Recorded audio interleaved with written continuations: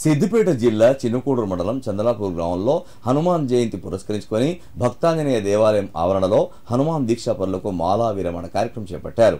ఈ సందర్భంగా పురోహితులు శ్రీనివాస్ శర్మ మాట్లాడుతూ ప్రతి సంవత్సరం హనుమాన్ జయంతి వేడుకలు ఘనంగా నిర్వహిస్తున్నట్లు తెలిపారు. మాల విరమణ అనంతరం దాతల సహకారంతో భక్తులకు అన్నదాన కార్యక్రమం నిర్వహించినట్లు తెలిపారు. అంతకు ముందు హనుమాన్ విగ్రహానికి పంచామృత అభిషేకాలు, ప్రత్యేక పూజలు నిర్వహించారు.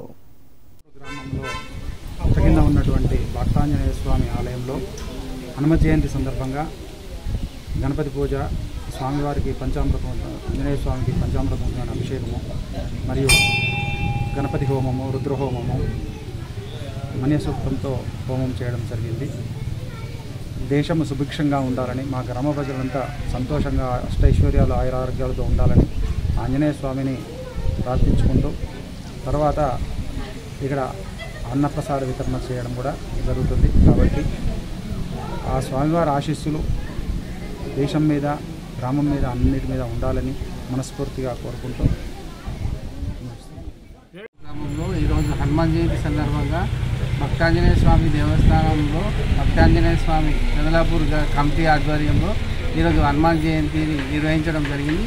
ఇందులో భాగంగా స్వాములకు మాల విరమణ, అలాగే రుద్రహోమము, గణపతి హోమము, హనుమత్ హోమము నిర్వహించుకొని మాల విరమణ తీసుకోవడం జరిగింది.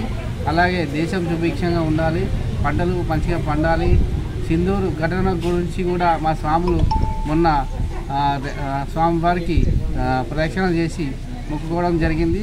కావున మన జవాన్లు కూడా మంచిగా ఉండి మన దేశాన్ని రక్షించాలని అందరం హనుమంతుని కోరుకోవడం జరిగింది. ఈ హనుమంతుని బలం అందరికీ ఉండేలా ఆశీస్సులు కూడా ఉండాలని అందరం కోరుకుంటూ జై